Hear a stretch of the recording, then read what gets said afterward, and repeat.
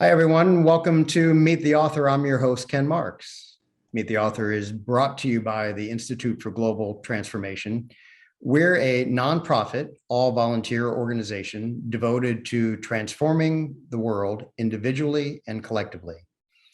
Please visit us at our website, ifgt.net, and we invite you to join our community. There's a join button at the top menu. And if you'd like to support our work, including programs like this one, there's also a donate button at the top menu, and that'll take you right to PayPal. And it's a very straightforward transaction from there. We appreciate any support. The website is chock full of resources, and certainly invite you to come on over and check out ifgt.net. This program is being recorded, and once it's ready, we will be publishing it on IFGT's YouTube channel. So we also invite you to subscribe to our channel. You can find it in YouTube easily. Just search Institute for Global Transformation. And you can also please click the bell icon next to the subscribe button, and you'll be notified whenever we post new content when you do that. One of the features of Meet the Author is we provide opportunities for our live audience to interact directly with our guests each month. And so please feel free, if you have questions for our guest, please enter that in the Zoom chat. If you'd like to come on camera and talk directly with our guest, then you can also just type Q in the chat, and then we'll know that you want to speak directly with our guest. So without further ado, I'm going to start the introduction of tonight's guest. I'm very delighted to have with us Dianne Collins tonight. Hi, Dianne. Hello, Ken, and hello, everyone. Great to be here. And I'm going to share my screen so we can take a look at the cover of your book, Do You Quantum Think? New Thinking That Will Rock Your World. And let me just read a little bio about Dianne, and then we'll start our conversation. Dianne Collins had a revelation that led her to create the groundbreaking system of thinking, QuantumThink, designed to break the mold of limited thinking, command a life of creative freedom, and experience the enchantment of universal wisdom lived daily. Dianne is a highly acclaimed leader of new consciousness, popular media personality, and strategic consultant to executives and entrepreneurs, students, artists, and celebrities worldwide. Her 9-time award-winning bestseller, Do You QuantumThink? New Thinking That Will Rock Your World, is considered a must-read for our changing times. And I will editorialize for a moment here to say that if you are not familiar with the ideas regarding how our minds create our realities, and even if you are, I would highly recommend this and agree that this should be considered a must-read. Dianne Collins holds a degree in philosophy from the U, as we call it here in Florida, the University of Miami. She combines her powerful intuitive faculty with a deep knowledge of planetary cycles, universal spiritual law, and a mastery of quantum principles made practical, with the intent that we live in an awakened state as a way of life. Her wide range of experiences, from receiving the teachings of enlightened masters to partying with rock stars, give her a big picture view and an authentic connection with people of all ages, cultures, and perspectives. Dianne lives with her husband and business partner, Alan, on the beach in South Florida. We're also very fortunate to have Dianne as a member of IFGT's board of directors. And another thing you can find on ifgt.net, our website, is the ability to access Dianne's course, Master Your Mind, Master Your Life, and encourage you also to please check that out if you want to dive even deeper into the many teachings and offerings and wisdom and incredible gifts and knowledge that Dianne has to offer. It's such a pleasure to finally be able to talk to you about your book.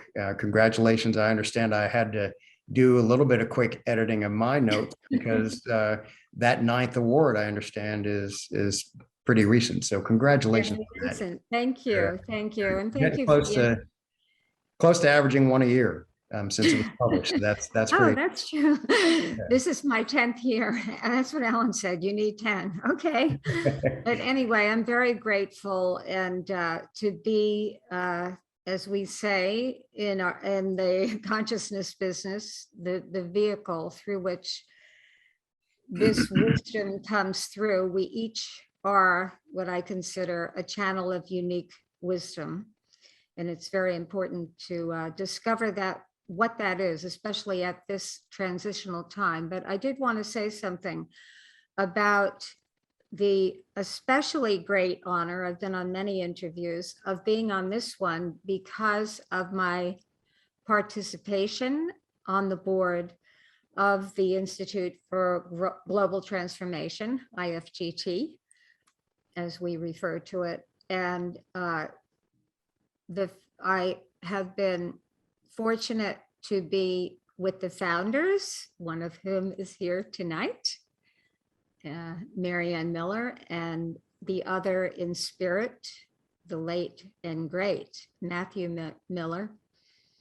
And it's just been a joy to be with the IFGT and to watch the evolution and the word comes to me, sweetness, and so many things, like you have the sweetness, the intelligence, and the commitment to elevating the consciousness of the world, as you read in the mission statement, Ken. So it's like especially fun for me to be here in all those how should I say, roles, all those entree points into this hologram that we're all living in. So thank you for having me. Oh, well, and again, thank you. It really is a pleasure, and I'm much more of a newcomer to IFGT, but I couldn't agree more with your description of the organization, and the leadership and guidance we have is amazing. A lot of that also comes from you. So we owe you our gratitude for the contributions you made to IFGT over the years. I thought maybe we ought to begin because I obviously I don't know everyone in this live audience, and certainly won't know who all may watch this once it is up on YouTube. So at the risk of maybe this being a refresher for most, I thought it would be helpful to kind of just briefly have you describe what quantum thinking is. And really what intrigued me when I started reading the book was that it uses that term quantum, which I had to assume had some relationship to quantum theory, quantum physics, mechanics, et cetera. So how did those two terms combine to become quantum think and quantum thinking? And so you do an outstanding job and really a delightfully entertaining, comfortable job of explaining. I really loved the style of the book. It's conversational. You were riding on the plane with me when I was started. So it really, I just want to commend that and encourage the audience that this is not a heavy quantum theory, quantum physics book at all, but it does rely heavily on those principles. So maybe if you can just provide a brief description of what this is. Okay. I always like to say it a little bit differently, and I want to say it as briefly as I can. By the way, this style, I like entertainment, so I don't want anyone to fall asleep while they're reading the book. So I did write it. Well, that's my personality. Anyway, quantum think. What is it? Basically, it is, I had the revelation that we imagine we think freely, but we don't. So you could say, if thinking creates reality, what creates thinking? And that was one question I had. I had another question. If all you had to do is change your thoughts to change yourself or the world, why does it seem it's not quite working the way that we would like it? And the other question, the third one, is with 6,000 years or more wisdom available at the touch of a smartphone, how is it as a humanity we're still not living it? So my quest in life, and I could say since a teenage, that was to discover a way that we as a humanity could actually make a transformation to take the leap from merely knowing the wisdom, which, as I just said, we all know it's available. And there is so much good work. And so, you know, from the ancient scriptures to the modern wisdom teachers and practitioners, I mean, it's everywhere. So how do we get to the point where we go from merely knowing it conceptually or as mental constructs to actually living it, to actually having it? Clients of ours in Australia once called it QuantumThink embeds it. It's like to be the walking, talking, breathing emanation of the great wisdom. What is the great wisdom? The great virtues, how we all, you know, we all say we want a better world. We want a more elevated consciousness. We would like to be able to transcend the division that we see in the world today. That's particularly, I think, magnified and accentuated. So how do we do that? So QuantumThink. So what I realized in meeting Dr. Fred Alan Wolf, who is to me one of the most brilliant minds on the planet, and quantum physicist and a lot of other things. I think he likes to call himself an alchemist, has many, many books, and is a, you know, renowned in the field of bringing quantum science to lay people, especially. And he and I were working on something years ago, and we became friends. And he wrote the foreword, actually, to Do You QuantumThink. And in the conversation with him, I realized he was talking about, and I do mention this in the book, that scientists, they make discoveries, create language to describe it. And then that language eventually comes into the vernacular and into our thinking. So it's affecting our thinking, even though we're not really doing it, let's say, in a conscious, deliberate way, but it's coming in. And so we were talking about the term quantum leap, that what was the discovery of one of the so-called fathers of quantum physics, Max Planck. And his discovery was that energy does not move in a smooth, continuous flow, that it bursts in leaps and in packets of what he called quanta, the smallest measurable unit of energy. And QuantumThink is not about science. It's about how the discoveries of science shape the way we think. So what my revelation was, oh, okay, quantum leap. And then it really, in another scientific way, it means anything that is discontinuous, like a discontinuous, instantaneous shift of state.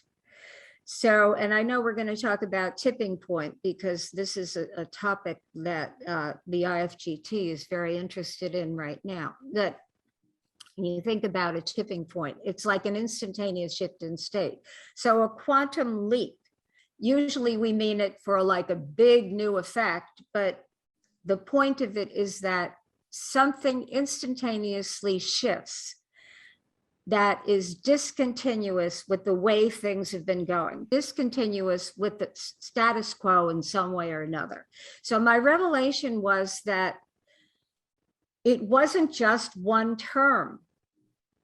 It was the whole system, because I did know a little and studied the science. I was studying since a young, person, both the science and the spiritual wisdom, because it really, I was, thrilled that the scientists, the modern scientists, were starting to realize that what they were discovering was actually verifying what the ancient spiritual or mastery wisdom that is common to all mastery traditions, that we live in a holistic, interconnected universe, that there are no separations, only distinctions, is how I say it. Reality is multidimensional, that much of what is aspects of reality mostly are not visible, not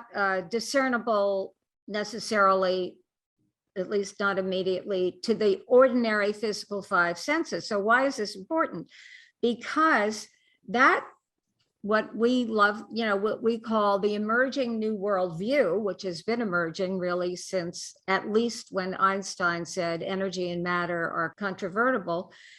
It was the classical mechanical worldview as one of the official names, also known as scientific materialism, that what began in the 17th century, notably with the geniuses of Isaac Newton, and in philosophy, Rene Descartes, I think, therefore I am. And so when you look at what was the difference? Because this quantum leap, it was considered the paradigm shift in the scientific models was like a quantum leap. It's like, okay, well, quantum science and what their discoveries didn't actually follow. It wasn't an outcome of classical science. So when I looked at, well, if we were brought up, okay, the science that affects our thinking, as I said, to even the brightest and the best of us, it's like in the background, in the culture, we don't realize how it's influencing. So you say, well, how did the classical worldview influence the way we think?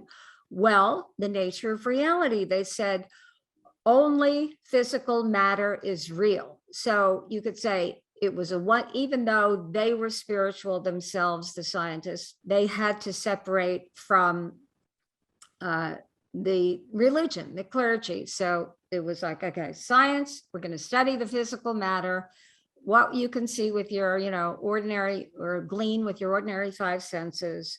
Only physical is real. So when you look at just that one thing, you think about how would that show up in the educational system?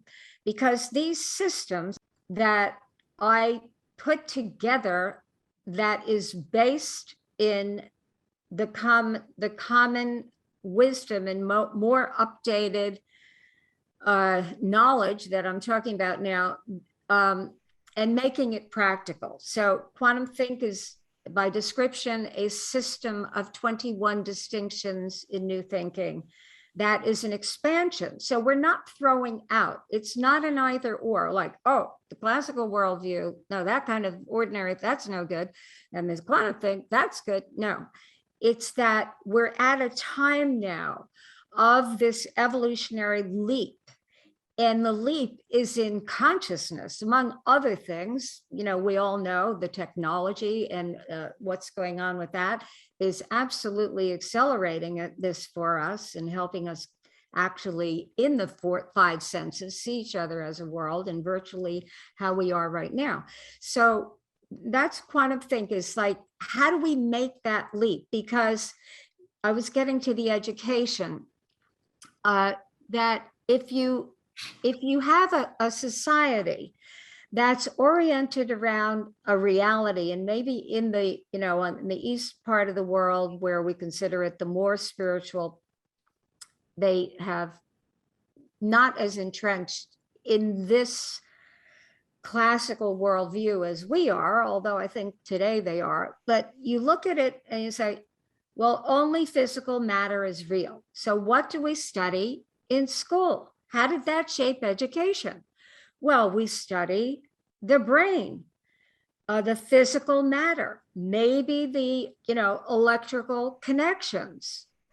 But are we studying, and it's changing now today, but when you think about it, okay, well, we study that, but do we study the faculties of consciousness, what I call the 5 natural faculties of mind? Do we teach children how to use the power of intent, how to tune into your intuitive faculties so that you're attuning and making, using intuition plus logic plus instinct to make better decisions for yourself?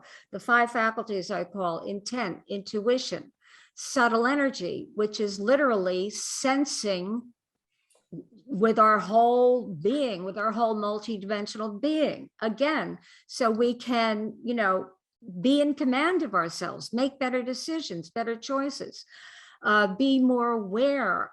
And the 4th one being resonance, which we say resonance creates, that we're all, everything is energy vibrating in various frequency ranges, and we have our own personal resonance.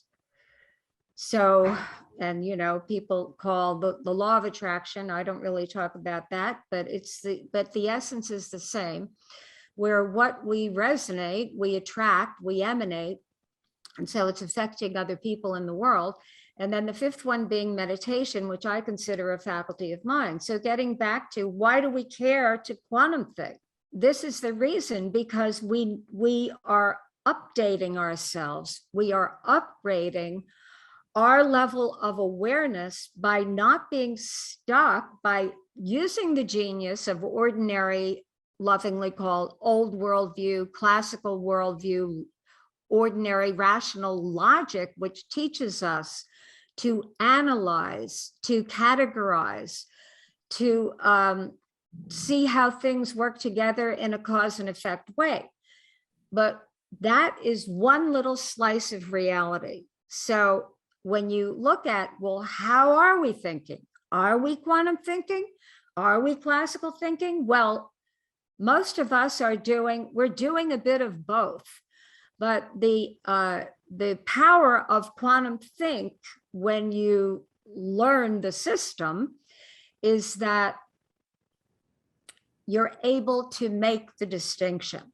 So you are very aware of when you're quantum thinking, when you're and really the idea is integrating thinking, but being aware enough so that you're not stuck in automatic patterns, classical, mechanical. Turn on a machine, it runs on its own until something goes wrong. And then that's just how we've been in terms of evolution of consciousness. If you look at today, that we can just look at it on a very personal level.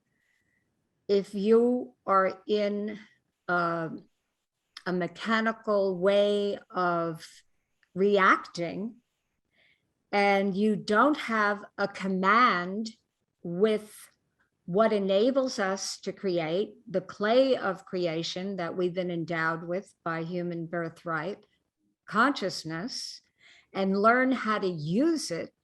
And I say not just learn how to use it, but become masterful. Then how are we going to escape those mechanical ways that we call in quantum think, I use the term from science, least action pathway, least action hyphenated, the way the energy or the thought goes, simply because it's been that route before, the least consciously aware, the most mechanical way. And the body has least action pathways are not bad, but to the extent that we're unaware of them and they're running the show, this is where we talk about an awakening of consciousness, an awakening of our thinking. That's basically what it is, because I like things simple and easy and entertaining. It's like, okay, let's just put this whole thing together, and it's all in every single one of us, so that if you read Do You Quantum Think, when you read, I should say, Do You Quantum Think, what's happening is it's activating the wisdom that is already in you, or that you are already connected to. because it's universal wisdom. And I'm putting my spin on it, and I'm putting it in my, my obviously, unique expression of it. But the point of it is that you are awakening it. I'm presencing it, putting the whole thing together so we can make these distinctions so that we can actually live the wisdom, become the walking, talking masters on earth at this time when it's needed. Okay, and thank you. I think that was a comprehensive explanation, and yet I still think you need to read the book to really understand, and really begin to absorb it. You point out in the book that and you've shared with me directly, it's not meant to be a sit and read cover to cover. It's a book that takes some time to digest, to appreciate. There's many aha moments and causes of needing to reflect and just digest the information. And so I think that was a wonderful overview. It's hard to teach quantum theory in 20 minutes. So that was a nice introduction and the thinking, and I'm hoping we have time to get to, you suggested I try something. And so I did, and I'm going to try to leave time so we can kind of show how that works, because there are a lot of elements of quantum theory that, were it not for the rigorous empirical and repeated experiments that have demonstrated the quantum theory principles, I think to someone unfamiliar with it at all, they would either be simply thoroughly confused or just in a state of disbelief, because it's hard to understand because of that mechanical thinking that we have all been oriented with and perhaps conditioned and programmed with. And so it doesn't make sense right off the bat, but it's true nonetheless. And those principles do apply to how we think. And what the book does, I believe, is helps to kind of thin that veil and help us see and think in different ways. So thanks again for the intro. So you mentioned, I'll take the opportunity that you provided by introducing this idea of the tipping point. For those of you who have been in our audience previously, or maybe have seen some of our other work, there is this concept of the tipping point, which we're continuing to work on and try to develop and be able to relay to broader audiences in the IFGT. But the general idea is that there would be a point at which the general appreciation and understanding of humanity changes, and that often requires the adoption of this new information, understandings, beliefs, et cetera, to the point where they then become kind of the conventional wisdom. So for instance, well, we often kind of revert to the flat versus round earth transition. At some point that happened. There was a tipping point, at which point no longer did the vast majority of people believe the earth was flat. Where you can look at more recent examples like cigarette smoking. I mean, not very long ago, the belief was that that was fine. And in fact, if you were, cool or just successful or whatever, you smoked. And at some point, that changed, not without the benefit of information, but often that's characteristic of tipping points. And so we believe there is a tipping point that we're approaching, where things like quantum think and thinking will become the norm. In fact, I would add that to a description of how we would know that we've kind of reached this new place where the tipping point has been met and crossed. You cite several examples in the book. You refer to Barbara Marx Hubbard, Willis Harman, Greg Braden, Peter Russell. You also recently did an interview with Humanity's Team in which they talked about a similar concept and having a goal of reaching it by the year 2040, and you encourage them to speed that up. So my questions for you then, in the context of your work and quantum think and thinking is, what do you think it'll take for us to reach this tipping point? I'm glad you brought up about if you the flat earth, or no, it's not the flat earth, it's the Copernicus, the earth being the center of the universe, or all the planets orbiting around the sun. Right. That took, according to my research, 1,400 years to be accepted. Now, can you imagine that? That's crazy. But anyway, okay, they didn't have the internet. But now we're talking about what's going to be the tipping point where we do have a highly conscious, awakened society where, you know, we're working together, people are creating. And the very first thing is that we do it consciously. That when you're quantum thinking, you're talking about conscious creation. So we're not waiting until the right set of circumstances or the right leaders get into government or whatever it is we think the circumstances are going to line up and then everything's going to shift. No, it is all the people right here with us now, all the people who are going to be watching this and tuning into it, part of the conversation, an aspect of quantum thinking, as one of the distinctions called being in one conversation. And it's like another octave of holistic and holographic as the most basic principle. That is that we're in one conversation here, and the listening is as important as the speaking. This is always true in every conversation. So that was a little bit of a side note, but important because we know that people are watching and listening beyond time. There's nothing passive about it.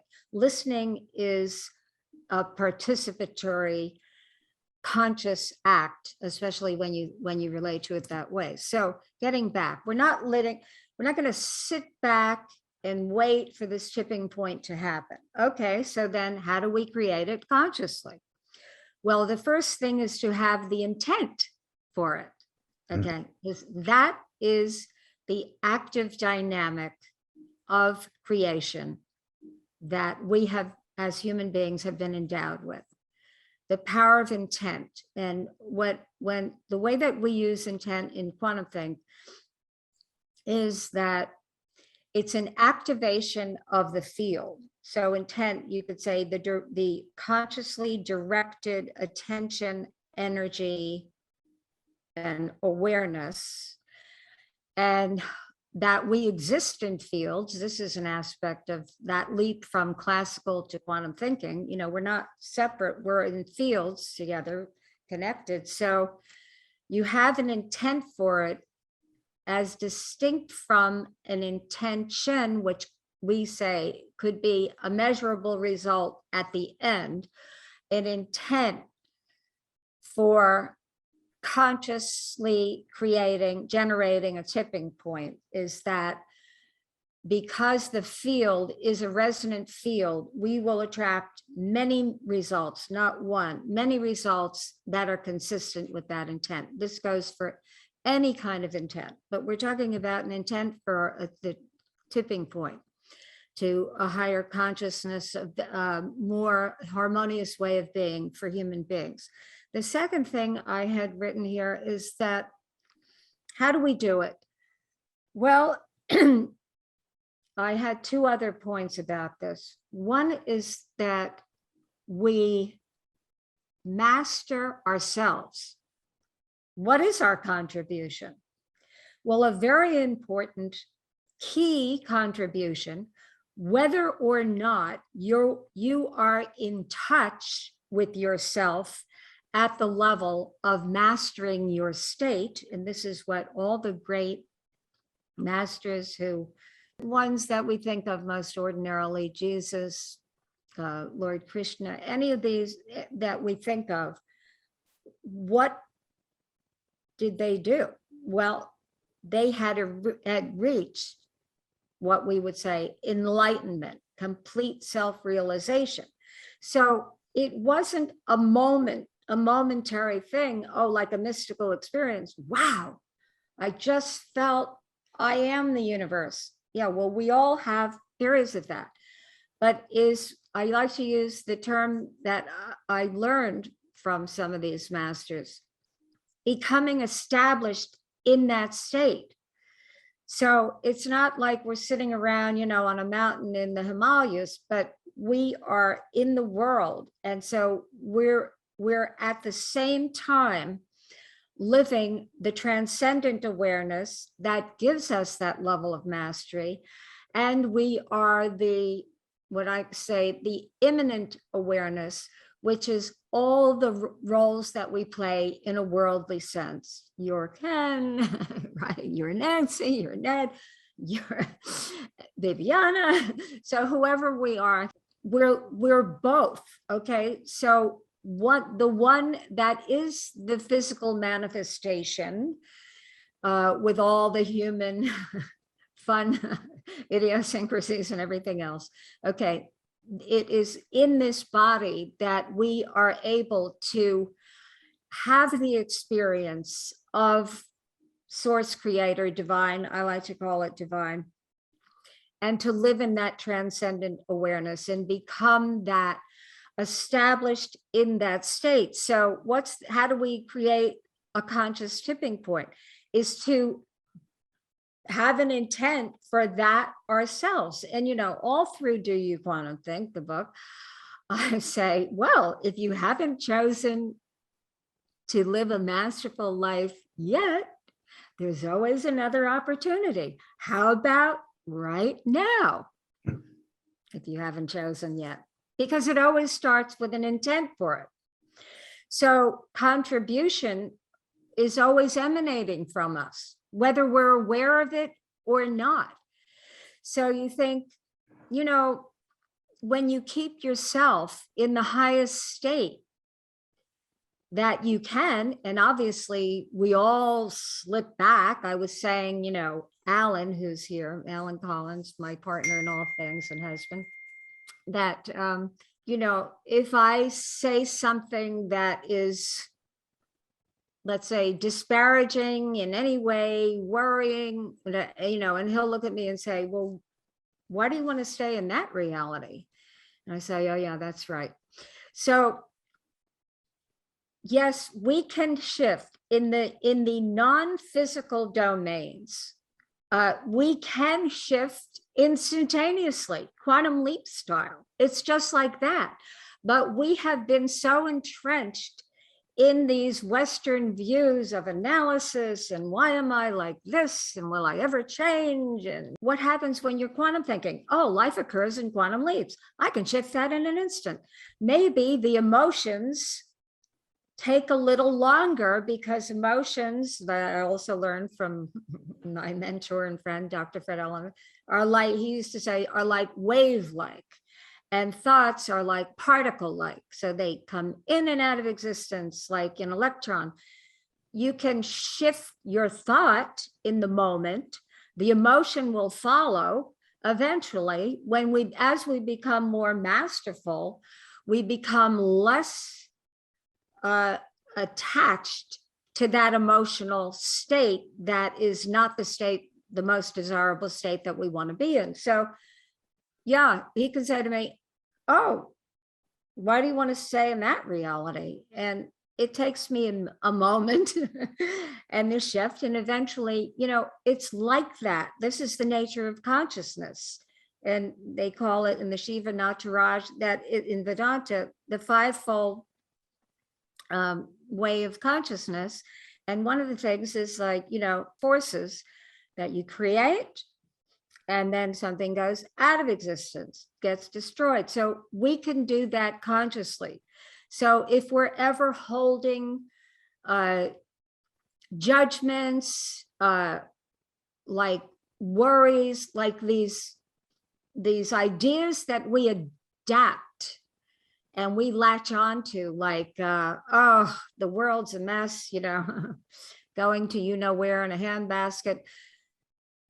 These are the thoughts that in a mastery state, we do not latch onto these thoughts. As we say, let them fly by like a bird past your window. So you don't hop onto the thought of everything that rides by there. So that's the second tipping point, mastering our state. How do we generate a conscious tipping point in the world?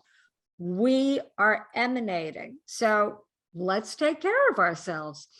And we'll be happier for it as well. So will the world. Now, the third point that I wanted to make, and I've always been a great, get on my soapbox about this, is to know your purpose and to live into it, like step into it, step into the leadership that you are in this life. And so what quantum thinking, we say, you don't have to be formally in a leadership position in a worldly sense to be a leader, because every single one of us, we want to live a consciously aware and awakened life. Well, we've all come here, different colors, different talents, different parents, different family life, different, moving from place to place, different proclivities, interests. I say, what makes one person want to be an architect and another person wants to be a nurse and another person wants to, be a chef? What is that? So how do we generate a conscious tipping point? Well, when you have an intent, and I think, I'm sure everybody on this call does, to live your purpose. This is, first of all, one of the great joys of life, is to live your purpose. What does it mean to live your purpose? And we say there's also one of the distinctions in Quantum Think system, which, by the way, the whole system is in the book. So it's part one, wake up, why should we quantum think? Talking about different things. And part two, oh, guess what? You can quantum think. Here's the system. So it's the 21+1 principles. One of them is called the Holo movement of purpose. And that Holo movement comes from a term that the late, great quantum physicist David Bohm, B-O-H-M, used. And he said, we don't see the universe as one whole because there's this, it's like there's this going out of existence and in existence. So you think of your life. You think of your life as one whole story, if you're quantum thinking. We're brought up in the classical mechanical worldview, not, again, there's nothing wrong with it, it's genius, but to think and compartmentalize. Oh, well, I used to like being a nurse, but now I want to be a rock star, and you think there was something wrong with, why did I have that profession? To me, it's like your life is one whole story. It's a patterning. Everything in the universe is patterns of relationship. And so when you start to really look into your purpose, and I like to say it, God gives us all the experiences, talents, traits, idiosyncrasies that we need, the good, the bad, the ugly, and the sublime, in order to fully live our purpose. So it's like we're getting trained with every job that we have, with every relationship that we have, with every place that we live, with every teaching that we get attracted to. This is all an aspect of what we are drawn to. So we're continuously in collaboration. And so if you look at, am I living my purpose, as we say, it's not one thing. I mean, some people are more focused, they want to be a musician and that's it, concert pianist their whole life. there are a lot of other things that contribute into that expression of being a concert pianist. But the point being is that how do we create a tipping point? Is like we each need to be aligned with our soul's purpose at this time in this incarnation, because every single one of us is needed and necessary to move it forward. I mean, that was really helpful, because I in my notes, I was perhaps going to ask a question that you answered. You've covered a lot of my questions in your answer, so that's good. But it is not, as we have heard other guests on this program say before, this is not something that's just going to happen evolutionarily, passively. It is, the audience that is attracted to a program like this, and the work that you've shared with us, understands at least some of this. They've got some idea of what this is about. And so we could have another discussion. We won't have time on this program, but we could have a discussion about, so what's the point of, why is it important to have a tipping point? Kind of like you were saying, why is QuantumThink important? But we are moving in that direction. And I've heard from several other sources, and I think you've written about this in your book as well. It's likely going to happen. It could take 1400 years, like the example you cited before, but it could happen sooner. And it could also happen with a lot more suffering and struggle, like we're seeing in this current time. But it doesn't have to be that way. And I think your three main points demonstrate that we can all play a role in not only helping us get to a tipping point, perhaps more rapidly, but also so that it is a smoother ride. It's not so tumultuous. And so I think it's like, yeah, that's part of each of our purpose probably now increasingly. And I think that's important. So I appreciate that summary. And the IFGT is now trying to work and see, well, how can we make that more of the organization's purpose? It's always been, but being more deliberate, maybe as an organization, becoming more masterful in the organization's existence. So Right, and living the purpose. And I like what you said, Ken, about the elimination of the suffering, which is so important. At least the alleviating, the lessening, and I mean, what better outcome could we hope for, right? Could we want? Yeah. Very, very important. We try to limit this to an hour. I think there's a little more I want to cover, so we'll go over. Obviously, people can come and go, and they can, pause or exit YouTube when they want to. So, but hopefully they found this engaging enough to want to stay. So there's a couple of other things I thought it might be interesting to explore with you. Frankly, there's a ton that would be interesting to explore with you, but I don't want to exhaust you and the audience. So if you have something you'd like to bring to the discussion, to ask questions of Dianne, to please either type Q and we'll ask you to unmute and have you talk directly, or just, if you're not comfortable doing that, type them in the chat and I'll read them and get Dianne's thoughts. So why don't you go ahead, Keith, and unmute yourself and ask your question. Actually, it's me, his wife. It's Elizabeth and Keith. It's Hi, Elizabeth. Elizabeth and Keith. I have a question. How to help a family member that the conscious, it's not that yet, that you see that they are totally still in the old way of thinking, and they in such a suffering they suffering so much with Ori and like with coronavirus, everything always about the coronavirus, and can never shift the awareness of I can do something about. So how can we help when we think the other way without imposing them to change?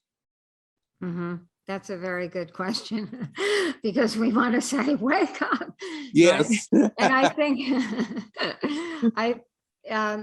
and that's going on a lot because I talk to people in my family from around the country and here in the United States, and it's like this virus, it has people entrenched.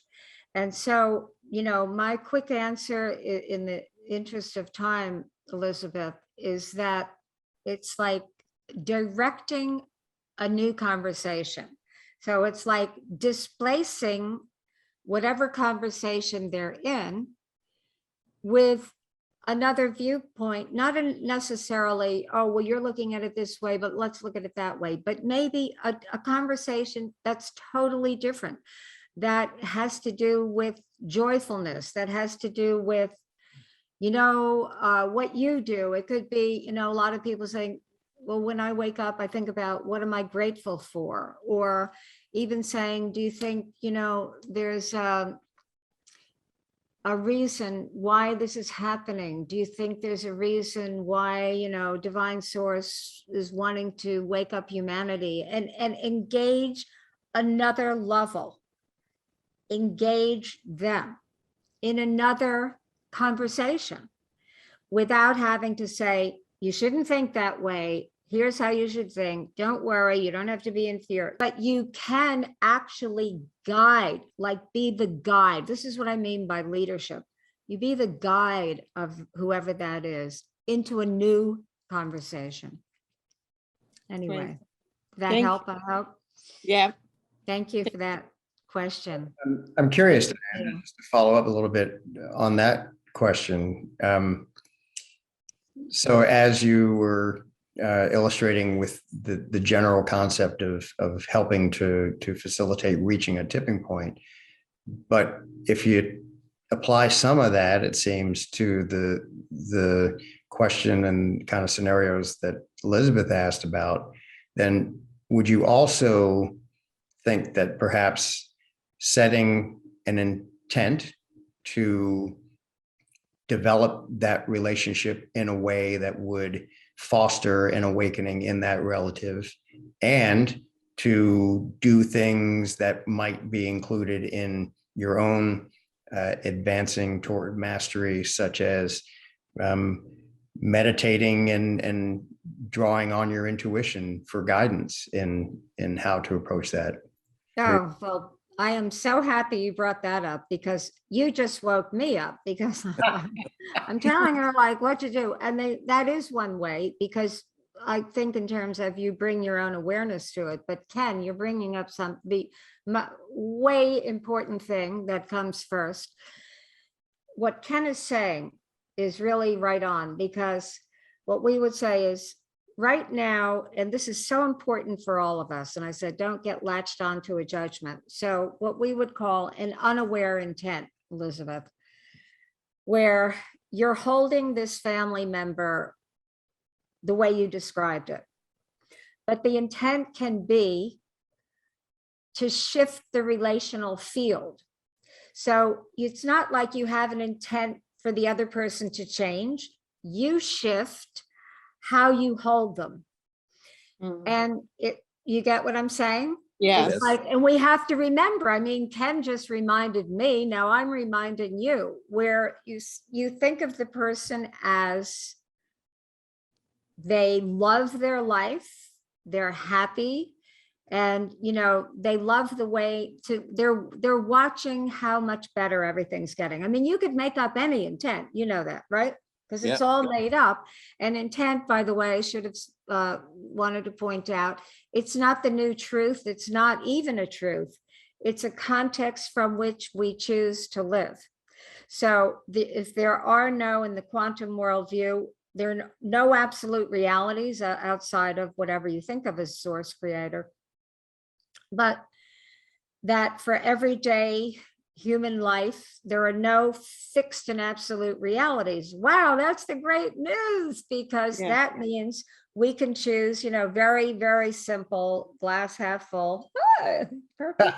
Thank you for being the perfect prop right now, half empty. And for you to shift your intent for how you see that person, and that will shift the field. Got it. Right? Yeah.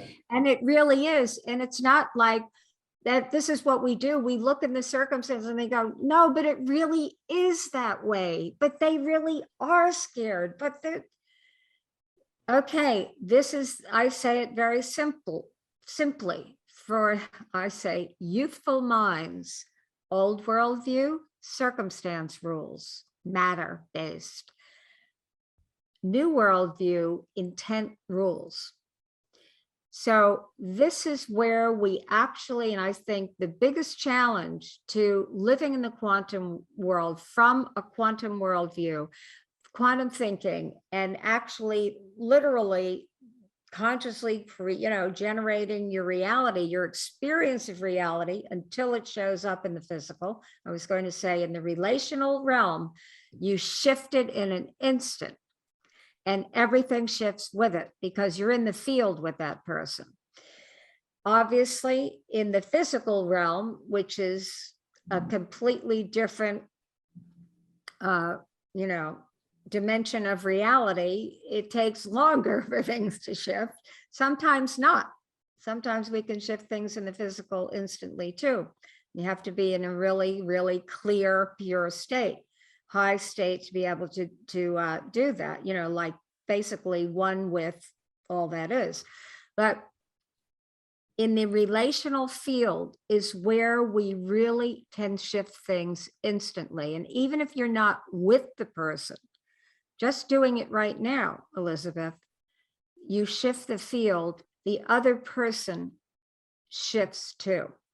But it's an intent for how you're related, not an intent for the other person to change. And that's the difference, is that it's a we, right? We are connected. So when we when we, do work with our clients, how to create an intent in the relationship, you create it for the relational field for everyone, not just I want them, because that's more separation consciousness. Okay. And thank you, Ken, so much. Yeah, no, and I had you're also reminding me of, this is kind of an opportunity again for mastering, for raising your own frequency. My sense was that there's frustration in the relationship, and if that switch happens to in quantum leap fashion, where the perspective, the paradigm is compassion. Remember, it's all coming from a place of love. It's at the source. And so if we remember, make that shift, and that's part of everything that Diane's talked about, really. I think that just causes that shift. And according to her and many others, your relative will pick up on that change too. I think it just is. Nothing else, you'll sleep better. So thank you. Yeah. Very good. Very good. Thank you. Yeah. There's a question from Bibiana. When I find myself stuck in a low vibrational thought, I make a choice to switch my focus to something that I feel easy about. Should I lead my family by example, just being the example of what living from source looks like? Absolutely. And, I had that thought also, Bibiana, is that that's it. This is what I mean by when we master our state, and you're bringing that, and, Ken talked about compassion, but how we say it is because people, are in their that's why I use the term least action pathways. It has no meaning whatsoever. It's like, oh, there's that automatic habit. Somebody's in the habit of worrying. Somebody's in the habit of whatever they're in the habit of anger, whatever the habit is. And we say it like this, Bibiana, where you bring the light of your awareness to their least action pathway. So you don't try to change their least action pathway, but as you're saying, and beautifully, that, and wisely, that it's your state. And this is why we're attracted to people who can maintain a happy, joyous, loving state. And so, yes, definitely, yes, what you're saying, that's it. You're that. And so you're emanating that. And it's, well, I say it in QuantumThink, it takes one to tango in a quantum world, because one person in the field can shift it for everyone. Yeah. Thank you. Thank you for that. So this is the 10th anniversary of this book. I was struck any number of times in reading the portions that I was able to read. There was so much that seemed to speak to today, and yet you wrote it 10 years ago. And in some respects, as we talked about earlier, 10 years is nothing in the span of all time, but in a lifetime, it's a significant chunk. And so you've had 10 years to reflect. I will mention, yes, it's won 9 awards in that time. You've recently recorded an audio version, which someone noted in the chat is available for pre-order, and I believe it's available to purchase directly November 2nd. You shared with me a workbook that is also existing to help groups talk about this, and filled with all sorts of prompts and questions to become more proficient in understanding and implementing this QuantumThink system. So I'm kind of wondering, one, about your reflections about the book, but I want to read a particular passage that struck me as, could have been written this week. You said, in times of crisis, people blame the government, the non-governmental organizations, the media, anyone in the path of their pointing finger. The press, the politicians, the police, and each one of us are all simply individuals who are either willing to become wake-ups or not, willing to go beyond conventions and ineffective old worldview thinking or not, willing to choose a life of mastery or not. To me, that seemed almost prescient to have written that 10 years ago. On the other hand, it kind of made me a little bummed because it's been 10 years. You've shared this on any number of platforms and audiences, and the related teaching and coaching that Alan does. I mean, it's been out in the world in the form of your book and the packaging of this information for a decade, and yet it feels in some ways like we've regressed. And so just want your thoughts on kind of your reflections on this book being 10 years old, and then your thoughts on kind of where we are now as a world and at least United States society compared to when you first published the book. Big question. Well, you can, when you look in, I could answer that in various dimensions. Let me take a very ordinary one. The physical, everyday, worldly dimension of marketing. Okay, so, and that really does have something to do with it. And Alan and I are working right now on that to really scale up, as we say, right, in marketing terms. So that's one thing. And on a deeper level, I do feel that there is, there is a kind of a divine timing, a cosmic timing to things. Now, as an avid student of astrology, I tend to look through that lens as well. And it's like, I know what you're saying is 10 years seems like a very long time in a human life. That's true. But in the let's say in the scheme of cosmic, I'll use that perspective, evolution, it's a short time. And there are energetic shifts, we could say planetary shifts, light frequencies, however someone would like to think about this in terms of your own metaphysical knowledge. And I think that has a lot to do with why that is. And, I've had one of my primary astrology teachers, and I get a reading from her every year. And she said to me a couple of months ago, she said, well, your work, you've been like preparing people for this time. Mm.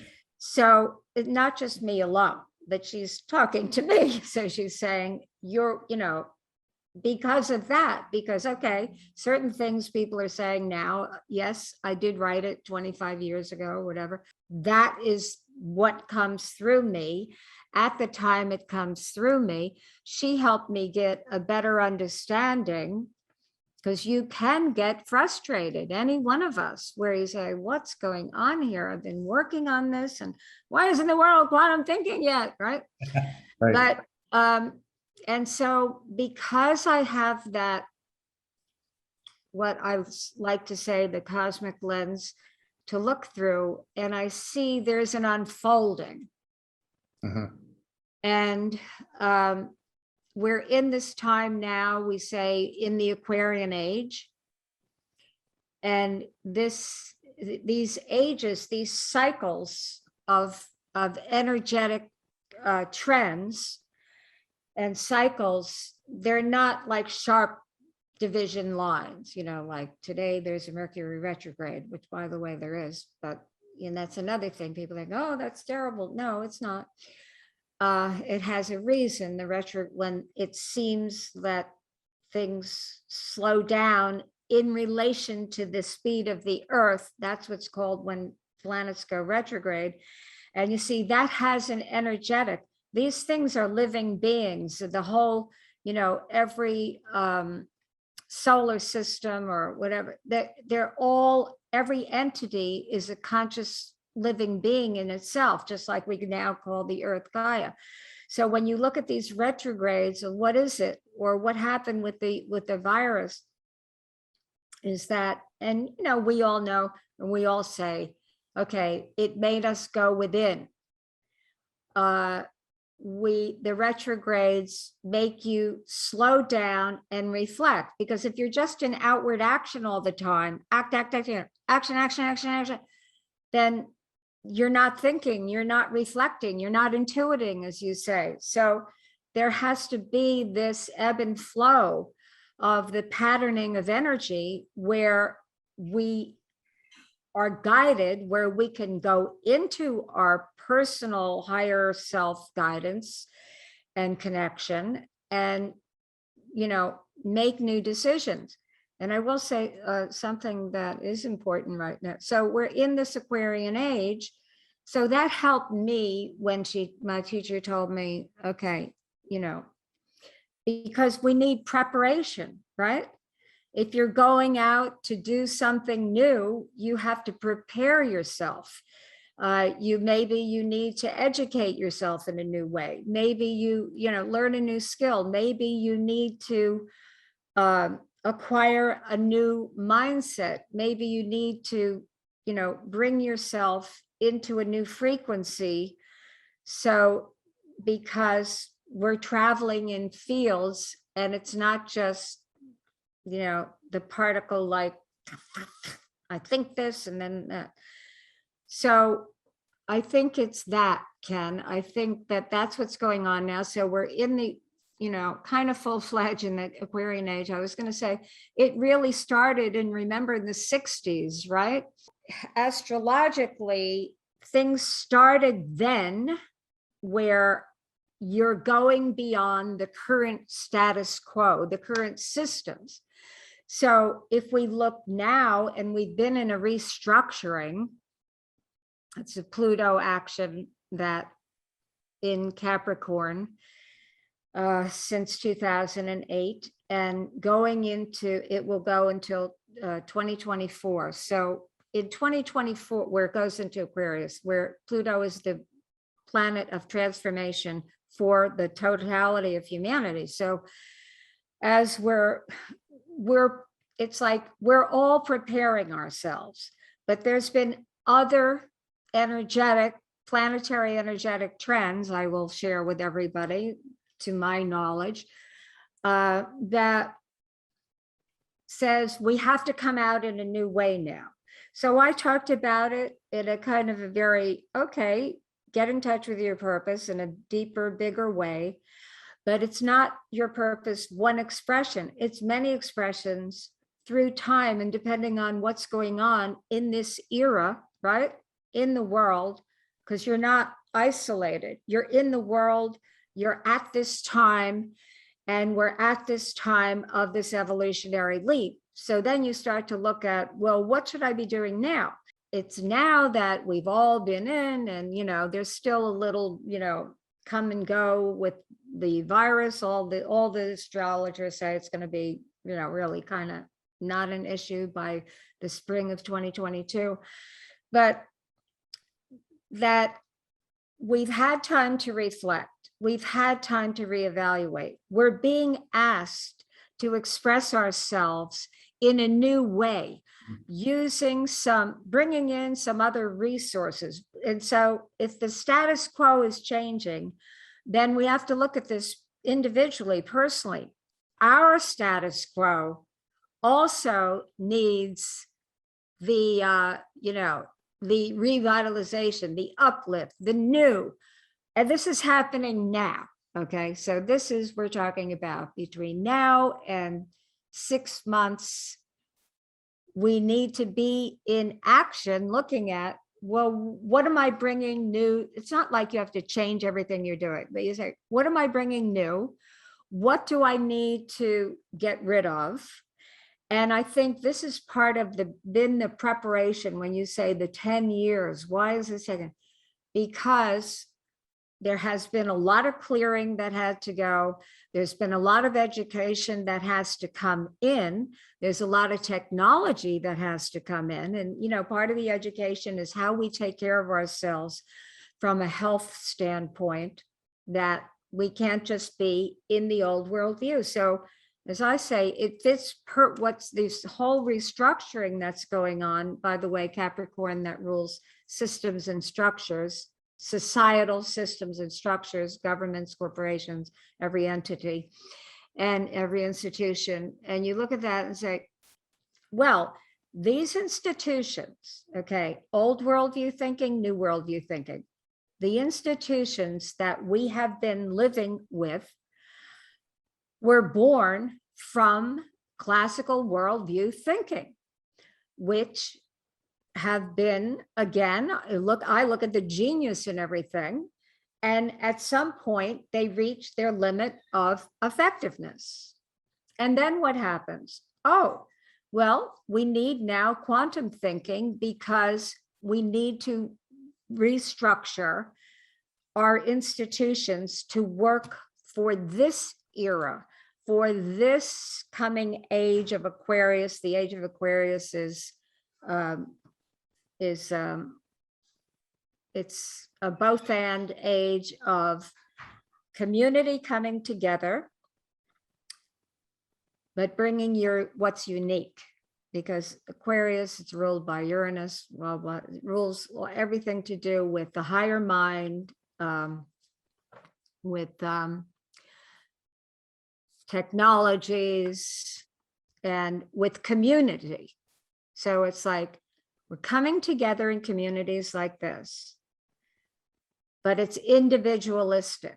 So you bring what's uniquely individualistic, distinctive about you. It's not a homogenization. It's like everybody becomes the same. We all have to think woke, or we all have to think not woke, or whatever it is. No, you bring your unique wisdom that's coming through you, and you bring that to the party being the community of humankind. So I think that's what I see. Like, if you see it as the cycle unfolding, then you can give yourself like, oh, okay. And at the same time, the both and world of it, we can accelerate it. Yeah, The tipping point. thanks, because that really helped frame it in a way that, well, I hadn't thought of, but it is a matter of preparation. You talked about the need for education, preparation, the expansion and growth of technology, and lo and behold, 10 years later, you're just about to release this information in a new technological form as an audiobook. And, you know, I think it will find new audiences, and it is part of that unfolding. It seems like that makes a lot of sense. And there are parts of these shifts that yeah, I'm sure you would agree with, that there's a phrase I've been hearing a lot lately. We're seeing a lot of breaking down to break through. And so I think that is part of what we're seeing. So it's not that people aren't quantum thinking at all, and it's all been abandoned. This is part of the shift. So there, I appreciate that. We have run long. I do want to maybe end with one more question. It's a little bit of a surprise for the audience, and that as Dianne and I were communicating about preparing for this program, she suggested one possible source of questions was to drop into somewhat of a meditative state, at least, and imagine a question, and then allow the book to fall open. I have the Kindle version, so I literally sat briefly, came up with a couple of questions. I'm only going to share one tonight in the interest of time, and then to just let the book fall open. So I did that, but I put my pointer in the table of contents section of the book on Kindle, closed my eyes, moved the mouse up and down, and just clicked, and to see where it opened. Dianne's suggestion was that this would reveal an answer to the question, and borrows or employs one of the quantum principles of non-locality, and that basically drawing from one of these fields or many, and the information will come. Well, I did it twice, and I have to tell you that not only did I find it correct that the random, quote unquote, random part of the book that opened answered the question and spoke to me, but it also just kind of stopped me in my tracks. And that was the end of my research and preparation, because it was kind of like, wow, this is really fascinating. And if you're not into this, you might think it's a parlor trick, but I can only assure you it's possible that I did it twice just to make sure that it wasn't a fluke, and it was fascinating. So one question I asked was personal. You also suggested imagining an audience member asking a question. So that's the one I'll end on. And I don't know that there's a response necessarily that you need to make, but let me read the question. And it was a question, imagining again, as if this is an audience member that does not necessarily have familiarity with it. And so this is the question, and then I'll read the section of the book that fell open. Is this just another self-help book? If I could only read one book to help me be more awake or aware, why should I choose this one? So here's what popped out. Through my speaking and writing, I discovered I could make the connection for people between the reality we truly desire and access to our power to create it. It happens not because of me, but through me, because of natural laws, sacred and divine cosmic principles operating without exception throughout this vast magical universe, and therefore within you and me. And that spoke Wow. because it's almost your afterword, I think, in the book. It's toward the very end. Mhm. But if I were to ask that question, I might expect, well, you'll never see anything like this anywhere else before. That's not what that said. That is about as original and unique an answer to that kind of question as I could have imagined hearing. And I would imagine I'm not the only being that would get stopped in their tracks if that was the question they asked and that's the answer they were given. I don't think you're going to hear that many places. So anyway, it was enjoyable. It was great to taste the principle of non-locality directly like that. This has been an absolute pleasure. I want to make sure, Keith and Elizabeth, your hand is still up. I just want to make sure you don't have another question, and we've been waiting. Okay, so we see a wave. We're being waved off, so that's good. And want to thank everyone for coming tonight and attending this live. Hopefully those who watch it on YouTube will enjoy this just as much. I know we ran long, but I think it was maybe meant to be. It certainly was a thrill and enjoyable, and glad that we were able to share your work and you as a representative of IFGT with this audience tonight. Any closing remarks you'd like to share with us, Dianne? I just want to say that, first of all, I'm deeply grateful to everyone here, and to you and to our whole team at IFGT. And and the other thing, just to say that I do want to encourage everyone to take me up on creating the intent for mastery, for being one of the masterful beings on this planet and in this universe.